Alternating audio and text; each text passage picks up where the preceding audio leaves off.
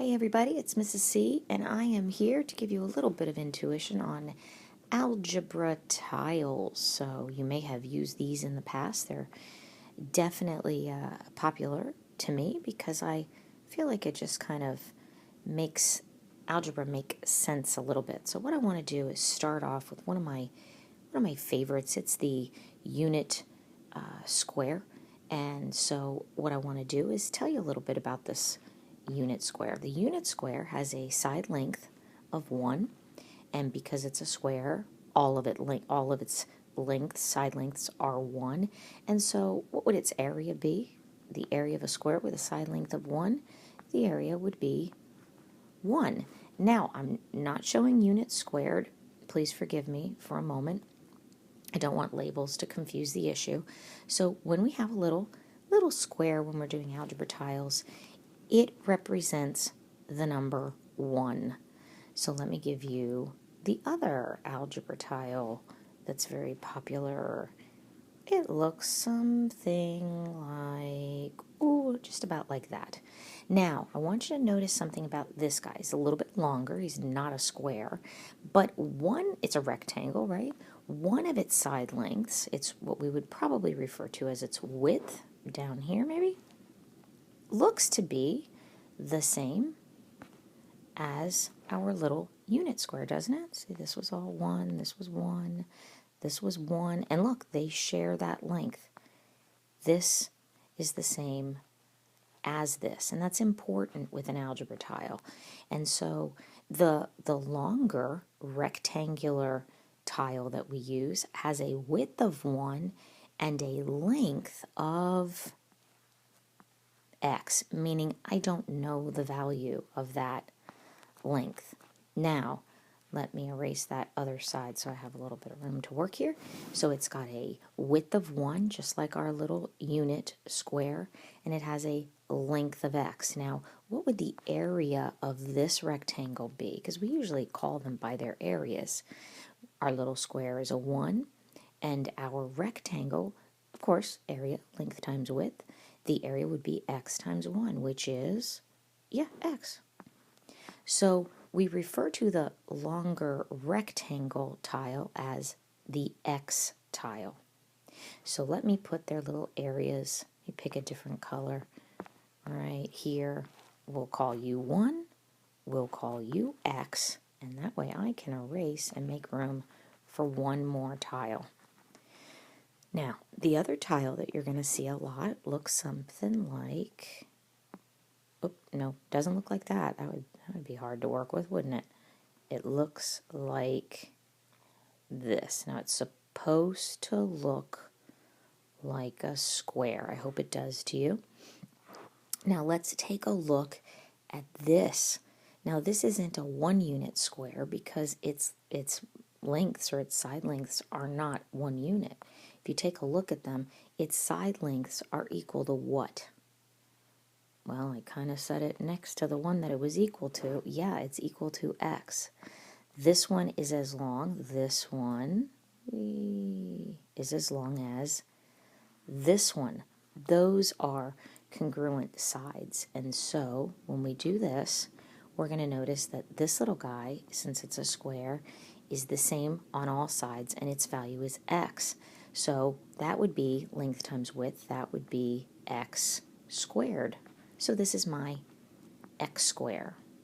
It's a square, and its side lengths are x, so it's x squared. Here are your 3 players with algebra tiles. They're your 1 unit, your x unit, or your x shape, and your x squared shape. And pretty much, I'm just going to get rid of all this extra stuff for a second. Pretty much, put that back because, I really do need to be neat. Sorry. I'll get a smaller eraser. Okay, pretty much, these are all the ones that we're going to deal with. And so let's figure out, what could I do with this, with an algebra tile, if I'm looking at something like this? Well, first of all, to keep things consistent, let me write that in blue. Now, why the colors? Are you curious about why the colors? Well, because what happens with algebra tiles is not only do we have positives, but we also have negatives. And so a lot of times what they'll do is they'll color these. Say, for example, they'll color the ones that are positive, they'll color blue. And the ones that are supposed to be representing negative values, they'll color those maybe red. And so that when you're actually manipulating these things, you'll know, oh, the red squares are negative x squareds, and the blue squares, big ones, are a positive x squared. And you can represent things a little bit easier that way. So that's really the reason for the colors. When I learned it back in the day, we had a mat, and we would place the same colored tiles on either the red side of the mat or the black side of the mat, and that was supposed to represent the positive and negatives. It's all good. It depends on when you're taught. In fact, you will be using an iPad, and so you'll be manipulating the shapes, and you will have colors. So yay with technology. So what do we do with this besides, I know you probably want to build a house or something. These are not Legos. These are algebra tiles. So let's just take a look at what we can do. All right. So let's say, for example, I give you this and this, this and this and that.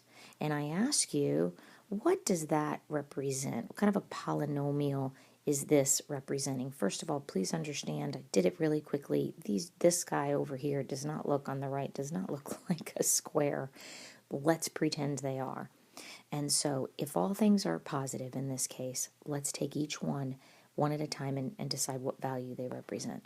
Okay, so the value that these two guys right here represent, each one being equal to 1, if you recall. Well, that looks like a little, hey, take me to your leader. Represents what?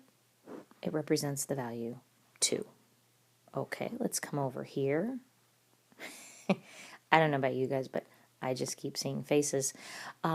What do these two represent, each one being x? Well, there's 2 of them, so they represent 2x. And what does this guy, this Cyclops here, what does this one represent? This one represents x squared. And so together, guys, this whole thing would represent the polynomial x squared plus 2x plus 2. That would be the polynomial that these algebra tiles represented. And we could do more with it, but right now we just have to understand what they're representing. I've ordered the polynomial by degree, which means I put the highest degree, you should know what that means now, in the front, and then they go by descending degree. And so we have what kind of a polynomial?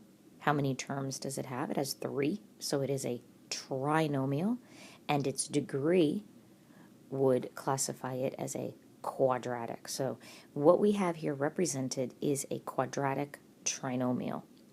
Let's do another one. All right, let me give you something here.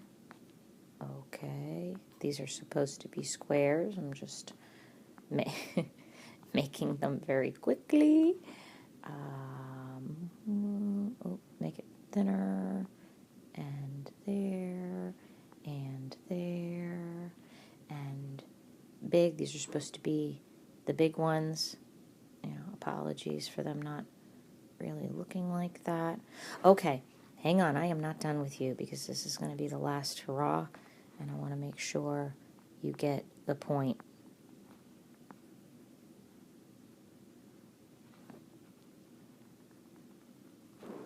These are the blue ones, right? The positive values. I'm not done. You know where I'm going with this. You know me so well, don't you? Of course you do. Oh my gosh, she didn't explain what to do with these. I don't have to explain. You know what they do. They're negatives. Come on. This is kind of fun. I would tell everybody to try to color on the iPad. It's very therapeutic. Okay, now what I want you to do is tell me what this represents. What polynomial, write the polynomial that this actually represents. Now, pause me give it a little thought if this was actually an expression written in front of you. In fact, write it in front of you and simplify it if you would like. Go ahead. Make my day. See what happens. Pause me and then come back. All right, hopefully you did do what I said. And if you did write it down, what would we have? We would have 1, 1, 1, negative 1, negative 1. So if you do 1 plus 1 plus 1 plus negative 1 plus negative 1, and then, usually we would write just one sign. Here would be negative, here would be negative, so it would be 1 plus 1 plus 1 minus 1 minus 1. This positive 1 and this negative 1 cancel out, right? Add 1, take 1 away, you got nothing. This positive 1 and this negative 1 will cancel out, leaving you a value of just 1. But I want to show you what's beautiful about the algebra tiles is you don't need all that. The beauty about an algebra tile is it's concrete. You can actually do the math, almost kind of like an abacus in a way, though I have no idea how to use an abacus. But it's basically you move things around, right? And then the answer kind of comes to you. So take a look at here. Take a look at here. Take a look here. A blue and a red cancel out. A blue and a red cancel out, leaving you with just one blue. That's the value 1. So look over here at the X's. Those are the long rectangles. A blue and a red cancel out, leaving you with what? A negative X. They're not negative 1s, they're negative 1 X's. Look at the big ones, the squares. A blue and a red cancel out, leaving you with a positive X squared. Put them all together in descending order if you don't mind. X squared minus X plus 1. We have a quadratic trinomial whose value is X squared minus X plus 1. That's it. That's algebra tiles. You move them around, you cancel them out, you simplify, and then you record the results. So hopefully you get a little bit more intuition today on algebra tiles. I hope you do. I enjoyed it. There's more, of course. There's always more.